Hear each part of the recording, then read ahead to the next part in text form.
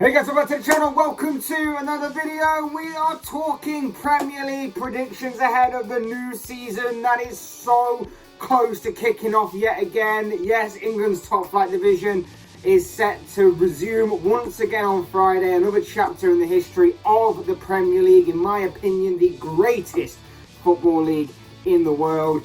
And I, for one, am very excited and interested in what this season has to unfold before our very eyes going forward. And, of course, with that being said, it does mean that it is time for my Premier League predictions ahead of the 2022-23 season. A unique season, a couple of different things going off during this campaign. Of course, we've got the 5 sub rule that is going to be happening going forward. That's going to be interesting to see the strength and depth of teams going forward. And also, they say that football is a game of 2 halves. Well, this season is going to be a season of 2 halves as well. I know that sounds stupid saying that, but of course, with the World Cup happening in November going into December this year, obviously that is a big break in the season, and that could also have a big effect on how the table looks come the end of the campaign as to who manages the World Cup better. Did the World Cup have effect on certain teams and certain players and all of that good stuff? So it's going to be a very interesting and an exciting season ahead. I'm going to go through my predictions for the season, going from the bottom of the table all the way to the top, going for each and every team in the Premier League as to where I think they will finish. But before we get into all of that good stuff, I would like to remind you all to please like the video and also subscribe if you're new. Both things are always and forever be greatly appreciated. But for now, let's get into the predictions. So, the team that I believe will be sitting rock bottom of the Premier League table come the final game of the season is Fulham. I've gone with Fulham simply for the reason that I think a lot of the goal scoring responsibility relies on Alexander Mitrovic, and if previous years have taught us anything, it's that Mitrovic can thrive and be incredible in the Championship.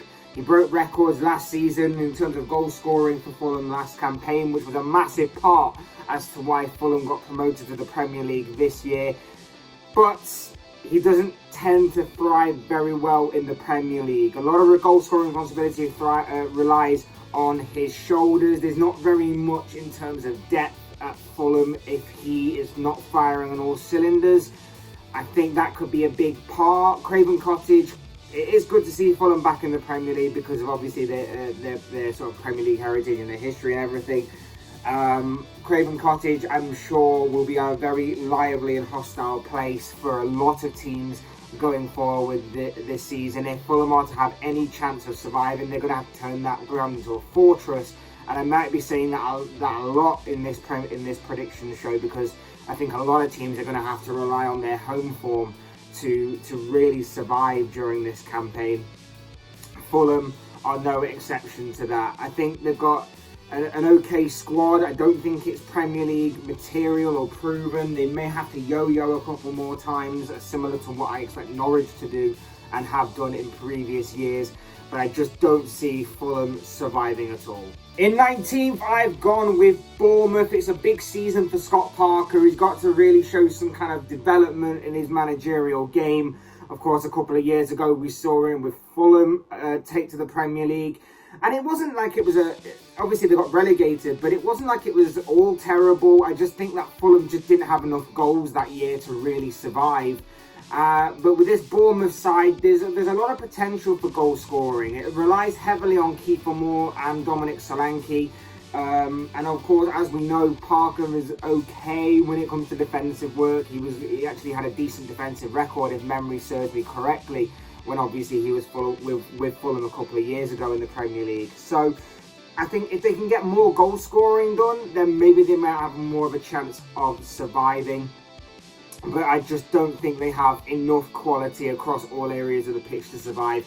And, of course, when you look at the other teams that are in and around them as well, I just don't see them keeping their heads above water for this season. I think they've got a good chance if they can obviously hit the ground running when it comes to scoring goals and obviously winning the key games that are in and around them in the relegation battle, shall we say. But I just don't think they will have enough quality for them to survive. In 18th, I've gone with Leeds. Now, last season, of course, we know that Leeds barely managed to survive their last campaign. They survived by the skin of their teeth, so to speak, on the final day of the season. Obviously, they changed their manager.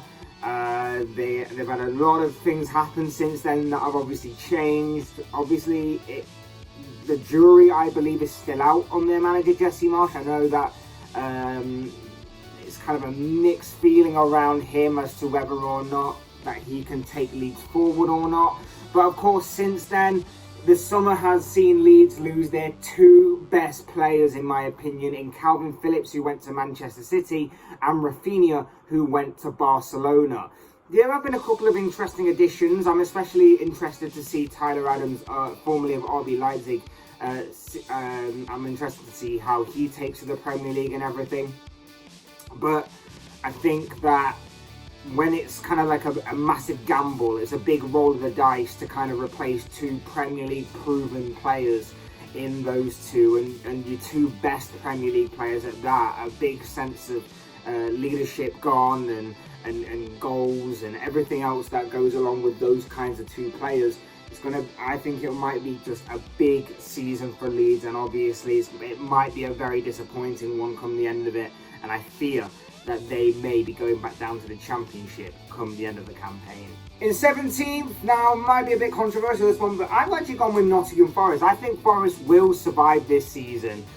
I think that, I've talked about them a little bit across the summer, and I've talked about what we can expect from them in the Premier League going forward, and I'm actually very interested to see what Forest can do this season, because there's been a whole new team change at Forest. I don't think I've ever known a Premier League team to arrive in England's top flight division and have such a massive squad overhaul as to what Forest have had. There's been a lot of transfer activity that's happened across the summer at the City Ground, and in certain cases I can actually say that it's been smart business. I'd say that the signings of like Dean Henderson, Nico Williams, and even Jesse Lingard to an extent are all smart pieces of business for a Forest side that are in need of quality, depth, and some Premier League experience, and they've certainly got that in those three in particular. I'm also very interested to see what their new striker Taiwo Awoniyi can do in the Premier League as well. He's obviously one of the record signings of Forest's summer. I'm actually very interested to see how he can take to the Premier League. I think with their new signings, I think they're going to be maybe a different prospect to what many people are expecting this season. And I think that maybe with their quick counter-attacking and very direct style of play, I think that maybe they can cause a few upsets this season and maybe get some good results. The thing I fear is that maybe in the latter stages of the season, maybe teams may start to find them out, and maybe teams might start to realise how to play against them, and that could be their downfall, and maybe it's going to be a true test of their adaptability to the Premier League. But I think Forest can actually survive, and I actually think they can keep their heads above water for at least one season in England's top flight division. In 16th, I've gone with Everton. They have not looked good in pre-season at all, and I know that you can't really take pre-season for a lot or take it for granted or whatever, but they've looked poor. They have looked extremely poor pre-season, which is why I think that they won't finish much higher than what they did in the last campaign, in which they were obviously dragged into that pretty shocking relegation battle by the amount of money that they've spent across the years. They barely managed to survive by the skin of their teeth last season. Since then, of course, Richarlison. Now, regardless of what you think of Richarlison, he was obviously a big player for Everton. He's gone. He went to Tottenham this summer. I just think that club is in complete chaos, and I don't think Frank Lampard is going to survive there for much longer. In fact, I would put money on Lampard being the first manager casualty of this season, and that Everton will quickly get rid of him. But at the same time, I think Everton have to stick with him, because they have to put their faith into some sort of long-term project. And okay, Lampard hasn't exactly pulled up many trees or anything like that wherever he's been, but they have to put their faith into something, and something long term. I think Everton's home form might just get them across the line as it did last season, but it might be a very long and very disappointing season if you're a Toffees fan. In 15th position, I've gone with Wolves. Now, I know that last season was a pretty okay season by Wolves' standards. I know that they had a very good and very solid first half of the season, but it did tail off towards the end of the campaign. They had a pretty solid defensive record until the end of the campaign, and I think that might just carry on into this season. It's a big season for the manager Bruno Lage. He's got to really show that he can adapt to the Premier League even further, going into obviously his second season in charge of Wolves. And it's also going to be a big season for Raul Jimenez as well. Remember, last season, Wolves, for a part of the season, were being talked about as being Europa League contenders or Europa Conference League contenders, just getting into European football in general. But I think a lack of goal scoring at times really harmed Wolves in key parts of that campaign. And I don't think they were one of the highest scorers either. I think they were actually one of the lowest scorers, considering the kind of mid-table position that they picked up last season. So it'll be very interesting to see how Wolves continue this season. I'm expecting a bit of a drop-off. I don't think they've got enough firepower up front, and I'm just wondering whether or not the kind of bubble has burst for Bruno Lage. So 15th place is where I have ranked this club. In 14th, I've gone with Crystal Palace. It's a big season ahead for Patrick Vieira as well. Similar to Bruno Lage, he's also in his second season in the Premier League, and last season was kind of hit and miss for Palace. I think they did very good at times. I think there were a couple of times where they could have done better, and there were a couple of times where they were just pretty poor. But there was enough of a platform for Vieira to build upon here.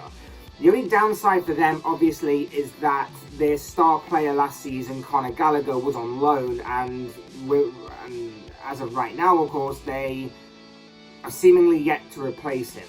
There doesn't appear to be a midfielder who has an attacking intent as well as a box-to-box intent as well. No one's going to make those late runs into the box or have that kind of creativity or flair in the midfield for Palace right now. And I think that Gallagher will be a big miss for them. I think they'll still prove to be a threat to most teams. I think that obviously Selhurst Park will still prove to be a very hostile environment for most teams to go to. But I just think they'll be lacking something in that midfield that Gallagher gave them a lot last season. And that is why I've ranked them as to being 14th this time around. In 13th, I've gone with Southampton. I'm guessing that they could be another mediocre season ahead for the Saints. They're not going to be overly ambitious and pursue European football, but they're too safe to be drawn into a relegation fight as well. So it's going to be a kind of a middle-of-the-road kind of season for Southampton, I would imagine. Of course, they have the potential to shock some people. I like Ralph Hasenhüttl. I think he's got an okay squad building up over there. I just don't think they've done too much in the transfer window or have enough in certain positions to maintain a strong challenge to push any higher across a 38-game season. So I think it's going to be just a middle-of-the-road kind of season for the Saints. Look out, obviously, for the star players, your James Ward-Prowsers, Shea Adams, that kind of thing. They're going to be interesting to watch across the season. But otherwise, a mediocre season for Southampton, I guess. In 12th, I've gone with Brentford. Now, again, this one could be open for debate because, of course, we have to talk about second season syndrome. It's something that a lot of people talk about when it comes to promoted teams from the previous year as to whether or not second season syndrome will kick in and whether or not they will actually maintain the kind of performance level that they did in the last campaign. We saw it happen several years ago with Huddersfield. We saw it happen a few years ago with Sheffield United. It possibly could happen to Brentford this time around. I don't think it will, though. I think that Thomas Frank is a very good manager. I think he's got a decent squad being built up at Brentford. I do think the loss of Christian Eriksen, not managing to tie him down to a longer-term contract, will be a big miss. Obviously, with his quality from set pieces, and obviously his creativity and positional sense, I think will be a big miss for Brentford. And obviously, when you look back at last season, the first half of the season went really well for Brentford. They were pulling off some very good results. They were beating and giving some of the big clubs in the league a run for their money. But towards the middle part of the season, it was starting to dry up a little bit. Teams were starting to work out how to play against them, and it wasn't until Eriksen's arrival that really gave them a new lease of life and a new sort of avenue to attack upon his arrival. And I just wonder whether or not teams will either pick up on that and continue to go at them, or whether Brentford have regrouped and got another kind of adapted their sort of game plan going forward. There is talk of Mikkel Damsgaard coming in at Brentford. I think he'll be a quality signing and will probably fill in that kind of Eriksen role going forward. Another set-piece specialist, creative and everything. If that is to go ahead, then I think Brentford have got another very good player in the making there. It's going to be interesting for Brentford, but I do think they will stay up, and I actually do think they'll put in a pretty decent mid-table finish with all things considered. In 11th, I've gone with Leicester. Now, I had trouble placing Leicester because they're a bit of an unknown this season, I think. Last season, we saw them be pretty underwhelming. We saw them be underperforming for key parts of the season. Yes, they picked up some good results here and there, but it was never really consistent. It wasn't really consistent as far as what Brendan Rodgers and Leicester are concerned. And obviously, when you look at this summer, there's been no transfer activity of any kind. There's been a couple of outgoings, but there's not really been any money spent. There's not really been any incomings. I think the loss of Kasper Schmeichel is obviously is big for them, I think. But there's also other key players that are under transfer speculation as well. There's the likes of Yuri Tillemans. That story has not been resolved yet. James Maddison under transfer speculation from the likes of Tottenham and Newcastle. And then there's also Wesley Fofana, who in recent days has been linked with Chelsea. There's been a lot of outgoings. There's been a lot of talk about transfer speculation of key Leicester players, which you don't want ahead of the new season. But there is still quality there, and if Leicester can keep hold of at least a couple of them key players and keep going, and maybe bring in someone before the transfer window closes in a very good area of the pitch that can freshen things up a little bit, then Leicester may be okay. But I feel like it could be a difficult season ahead for the Foxes.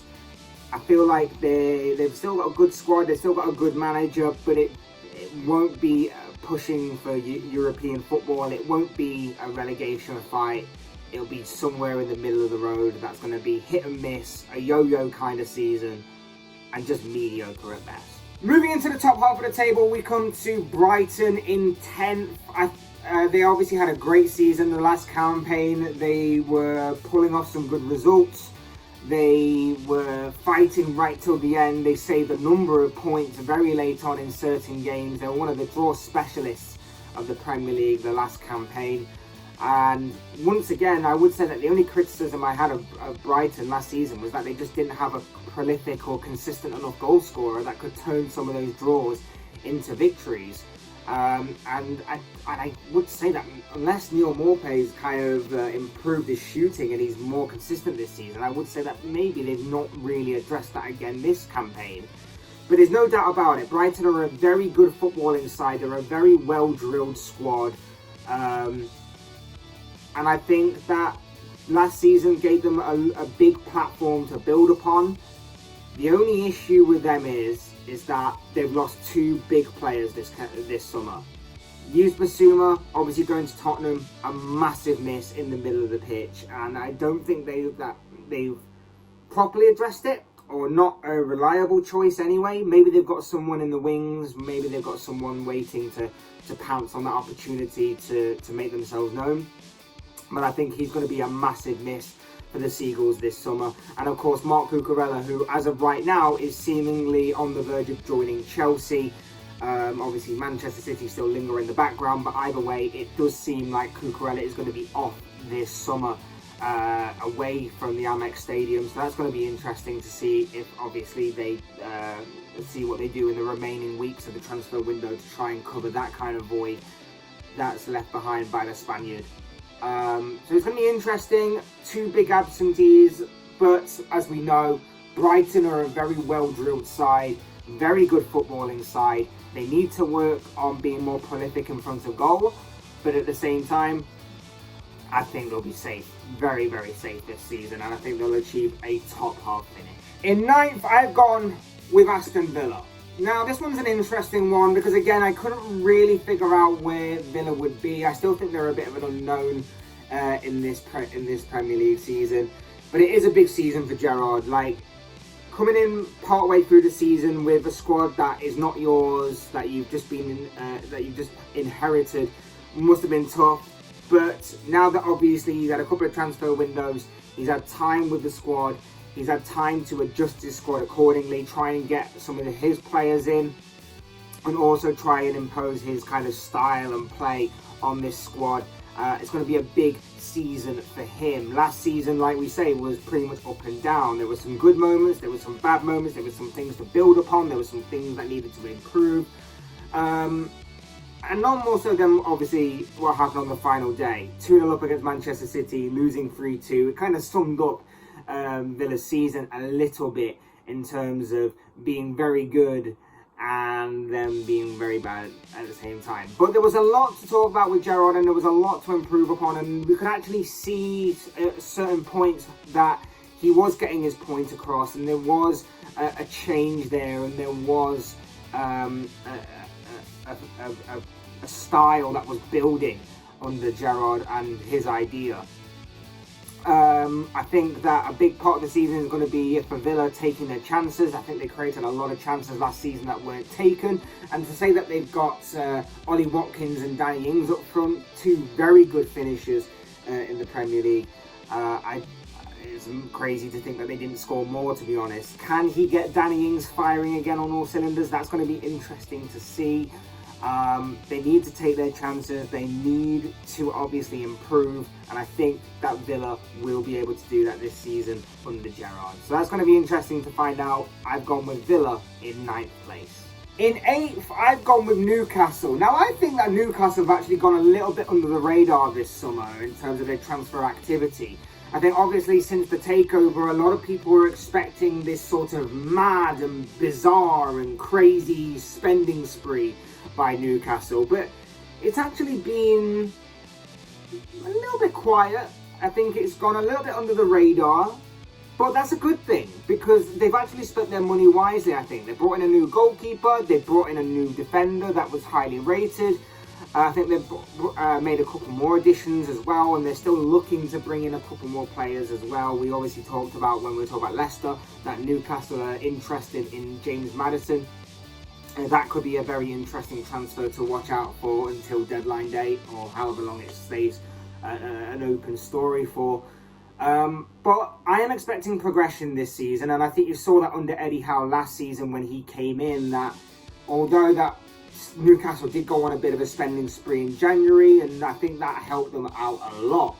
I think that you can't underestimate the impact that Eddie Howe had, the change of philosophy, the change in play, and how he managed to get Newcastle to survive in the Premier League for another season in order to try and build that platform. I think when you look at the other teams around them, they're a bit of an unknown entity. I think that Newcastle are obviously strong in terms of the money aspect and the manager that they have, and that is why I think Newcastle can take advantage of other teams and get as high as what they are. I think that they can instantly challenge for European football. I don't think they'll get there at the first time of properly asking them, but I think that a comfortable top half finish is on the cards for the Magpies this season. That is why I've gone with them to finish in 8th. In 7th, Manchester United. I think this is probably going to be the ceiling for Manchester United this season as far as the Ten Hag era beginning goes. Obviously, if you're Manchester United and you're one of the biggest clubs in England, then you have to obviously be challenging for, at the very least, top four. And that is obviously probably going to be the overly ambitious goal of Erik ten Hag this season. But I think that with a transfer window that's been bizarre, to say the least, and I know that a lot of it isn't necessarily down to them. I still think they need to take blame for certain areas and certain aspects of it. But I think that with a transfer window that's been a bit crazy for them and a bit, you know, here and there and a bit unknown, so to speak, and as frustrating as what it has been, I just think that they still don't have enough to challenge the likes of Chelsea's and Arsenal's and Tottenham's and everything. So, and I know that wasn't going to be ever addressed in one transfer window, but at the same time, despite their squad, despite having some key players in there still, you kind of look at it and think that they're going to be an unknown entity this season. They can have a really good campaign. Maybe they could shock some people and actually get into the top four.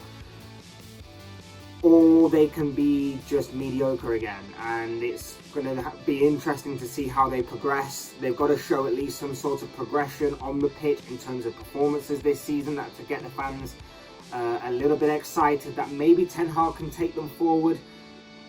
But it is going to be interesting, and it's going to be interesting to see how they do this season. And I don't really know what's going to happen with United. I can sit here and say that I think they're going to finish 7th, but the truth is that they're about to throw. They could be good. They could be really bad again. It is going to be interesting to see them. I would say, though, that maybe if they are looking to get back into the Champions League, then the best option for them may be to win the Europa League. I would probably say that the easier of the two options may be for United to win the Europa League to get into the Champions League for next season. I don't think they'll get into the top 4. I think the highest they'll finish is probably 7th. So it could be interesting to see what happens with the Red Devils going forward. In 6th, I've gone with West Ham. Now, West Ham are always an interesting one because I myself and a lot of people always expect them to fall away at some point. We said that last season, that we expect West Ham to fall away at some point. And, you know, maybe they did a little bit in terms of putting all their eggs in the Europa League basket. And then, obviously, when that kind of failed, they sort of went back to the league. But the league by then was kind of finished and they only had Europa League football to play for. So that kind of happened. But at the same time, they have strengthened this summer. They brought in a new defender. They brought in a new attacker. I think that they are solid signings, and I think that they are smart signings by David Moyes. I think he's strengthened pretty well. I still think there are a couple of players off from properly challenging for a top 4 place and making some proper progression there. But it will be interesting to see if they can maintain the kind of consistency that they've shown in the past couple of years. It'll be also interesting to see how they take the Europa Conference League. Obviously, West Ham are going to be playing in that this season, and with them getting so far in the Europa League last season, you might expect them to obviously take that a little bit seriously this time around, and it could be a nice little trophy for West Ham and for David Moyes to go out and contend for. So that could be interesting to watch as well. But I'm actually backing West Ham to finish above Manchester United and make it into the top 6 for this season. In 5th, I've gone with Chelsea. Now, I've gone back and forth over this a number of times throughout this summer and in the process of making this video, that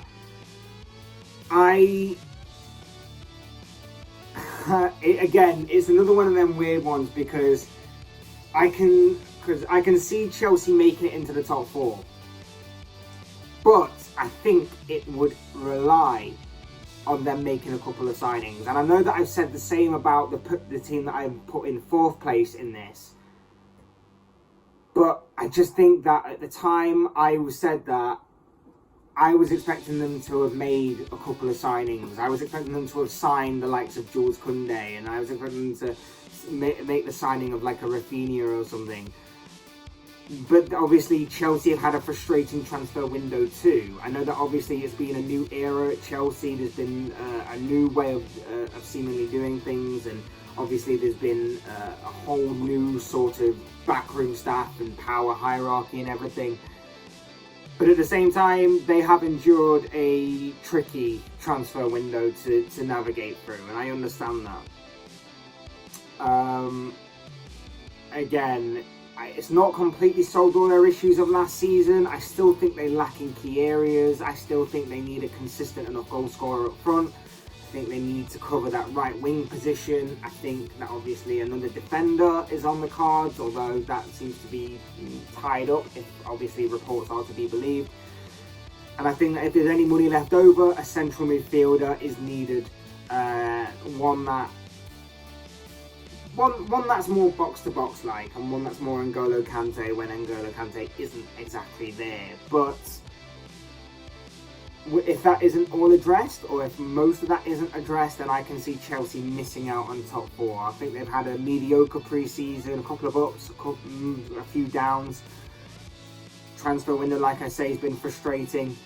It's going to be interesting to see what happens with Chelsea this summer, and obviously under the new era, the first season under the new era, the first proper season under the new era at Stamford Bridge. But I just don't think they'll make it into the top four. The team I have gone to finish in fourth is Arsenal. And again, like I say, I've gone back and forth over this. I think that the top three are pretty much solid picks. The fourth or fifth pick, not so much. Like I said, I've gone back and forth over this a number of times with Arsenal, because you never really know if they're going to be reliable enough to ever make it into the top four. They missed a big opportunity last year to do so. But of course they've had a big transfer window since, and they still may not be finished. There's still talk about Arsenal still pursuing a couple of other targets in the remaining days of the transfer window, which could be very interesting. And if they obviously get those kinds of targets, I think that really pushes them over the line to be strong favourites for the top four when in comparison to some of the other teams that are around them.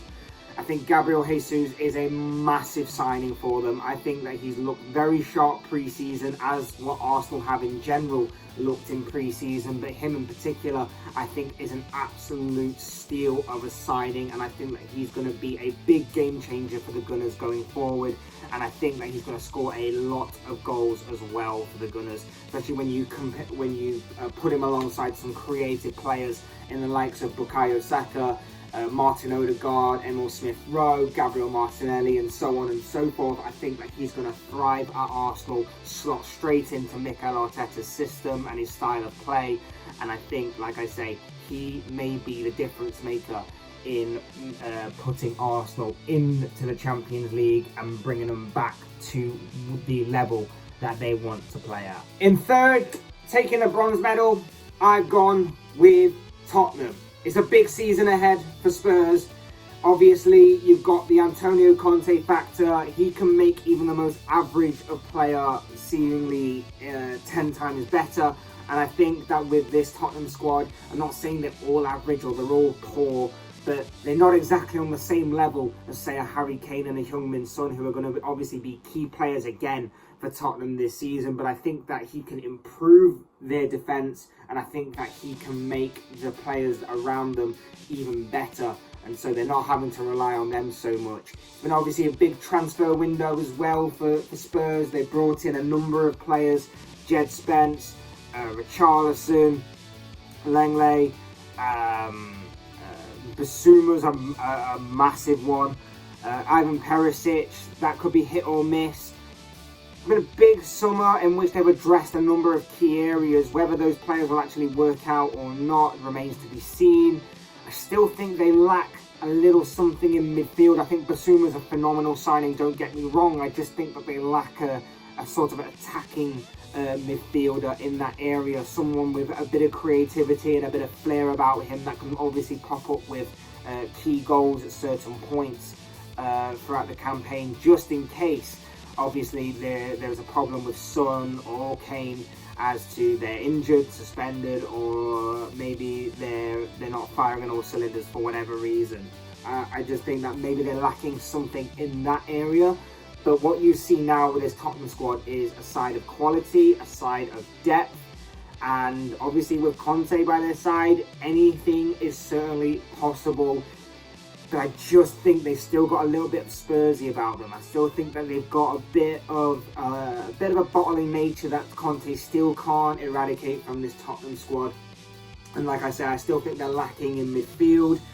I think there may be and obviously if something were to happen to Kane or Son, I think that is a massive blow for them as well. I don't think Richarlison is that great, to be honest, as a backup to either one of those. But yes, I do think it will be a big season for Spurs. I think they'll solidify top four, but I think that's as far as it goes. They get Champions League football, they may challenge for a domestic trophy, but that's as far as it goes. There's going to be no Premier League title for Spurs at the end of the season. In second place, again, I've gone back and forth over this, but I'm going to have to go with Manchester City. It's going to have to be Manchester City. I think that City have had an okay transfer window. I'm not entirely convinced by their transfer window. I know that obviously Haaland is insane, and I know that despite obviously not firing on all cylinders in the Community Shield, I think that obviously he'll come good as the season goes on. I think that obviously Jack Grealish needs to step up this season, but I think that overall this City squad is scary still. This City squad is incredible. Their manager is arguably the best or one of the best in world football right now. But I think they lack a little bit of depth in the attacking third. And I think losing Jesus and Sterling might come back to bite them a little bit, as long as obviously they don't replace them as the window goes on. I think that they were both reliable players. I think that they could fill in wherever possible and do a job. And I think that in previous years, you will see that both of those kinds of players have been key to obviously City's strength and depth in recent years. And I know that obviously you look at Erling Haaland coming in, and he's going to be big as well. But if something were to happen to him in terms of injury, then that could be a big spell of disaster for City. I know that Julian Alvarez has come in and he looked quite sharp in the Community Shield and obviously got the goal that got City back into the game. But the jury's still out on him. There's no telling if he's going to obviously be a sustainable and reliable source of goals for Manchester City going forward. I also think that it's going to take some time for City to adapt to having that proper number 9 back. They've played a couple of years now of playing with like a false number 9, so to speak. So it's going to be interesting to see how obviously the connection and the understanding develops between Haaland and some of their key players. I still think Haaland will bag goals, and he's actually my pick for winning the Golden Boot this year, as he probably is for a lot of people. But at the same time, I think there might be just a little bit too much change for Guardiola and City for them to maintain their stance at the top of the Premier League and to retain their Premier League crown. And you know, it is going to be a close contest. We know that the other team that I'm obviously going to be talking about, spoiler alert, have been the top 2 in England for a number of years now, and that they've pushed each other all the way. I just think that maybe this is the year that City get toppled from their throne. And of course, no prizes for guessing who I think will actually win the Premier League this time around. You can probably see it right here. I think top of the tree, top of the table this season will be Liverpool. And again, I've gone back and forth over this. I think it's going to be another mad season. I think it's going to be another crazy season in which we will see 2 of the best teams in world football right now. Again, battle it out right to the final day, right to the wire once again, like it was last season. But I just think that this time around, Liverpool will come out on top. And again, it's going to sound a bit biased. It's going to sound a bit, I'm backing my own team. But I genuinely think that this is it for Liverpool this year. I think that this is the year that they finally topple Manchester City properly in this kind of capacity. And now I know that obviously across the summer there's been a lot of question marks over Liverpool's transfer policy. I know that obviously there's question marks over Darwin Núñez. Still, he had a pretty good start to his Liverpool career in pre-season, despite obviously a few little things that he's got to work on and everything. But to say that obviously Liverpool have changed their style after years of playing with a false number 9 to going with a proper number 9, I think he's gelled and he's settled in pretty well. And obviously he scored 4 goals in one half in one game of the pre-season games, and obviously changed the game in the Community Shield. But there is also big question marks over the reliability of the midfield depth. Now, I think that in terms of quantity, I think the squad is pretty much balanced. I agree, and I've said it for a number of times across pre-season, that I think that Liverpool's reliability in midfield, there are a few question marks there in terms of injuries and everything. I think obviously they need to wrap Thiago in cotton wool and bubble wrap and all sorts to protect him as much as possible. They need Naby Keita to have a big season this campaign. They need obviously Jordan Henderson's leadership. Fabinho to stay off the injured list for as much and as long as possible. But I think that Liverpool can do it, and I think that some of the youngsters that you'll see this season from Liverpool will also step up. It's going to be a big season for Curtis Jones. He really needs to step up this campaign. A lot of Liverpool fans are on his back, but there's no doubt he has talent. He just needs to step up and show it on a more consistent enough basis. And the likes of Harvey Elliott as well, he's going to have a big season, I think, and I think he's going to really kick on from last season, obviously before he got that big injury. And the one player that I'm actually most looking forward to seeing, Fabio Carvalho, the youngster that's come in from Fulham this summer. He looks a very, very, very exciting talent, and someone that I'm interested to see where he slots in this Liverpool squad, because he seems to be ready for the first team, and Klopp seems to have a lot of belief and a lot of faith in him.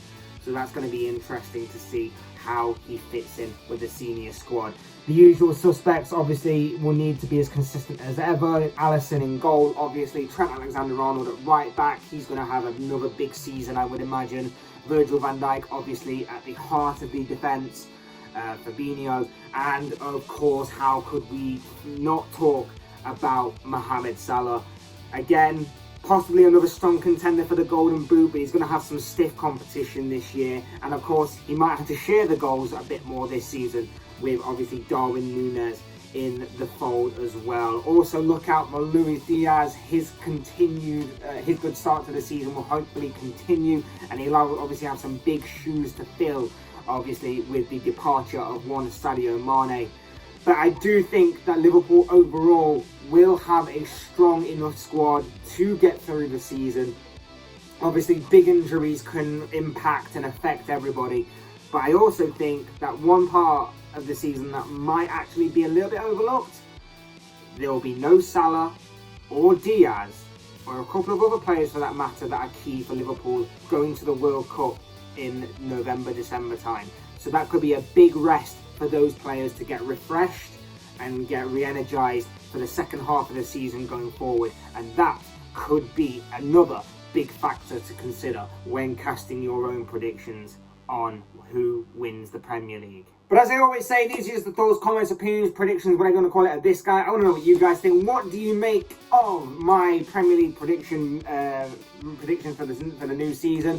What are your own Premier League predictions for the new season? I'm very intrigued to see what you all are saying down below in the comment section. What are your own thoughts, your comments, opinions, predictions, feelings, whatever you want to call it, on the new season ahead? Leave them down below in the comment section, because I'm sure it'll make for interesting reading. Otherwise, hit the like button on the way out if you enjoyed the video. Subscribe if you're new or want to see more content like this. Both things are always and forever be greatly appreciated. And as always, thank you all so much for watching and listening. I've been Fletch. This has been another Fletch Talks video, or a Premier League predictions video, whichever one you want to call it. I am very excited ahead of the new season. I cannot wait for it all to kick off on Friday night. It's going to be very, very, very exciting and interesting to watch going forward. And I will see and speak to you all again soon in another video.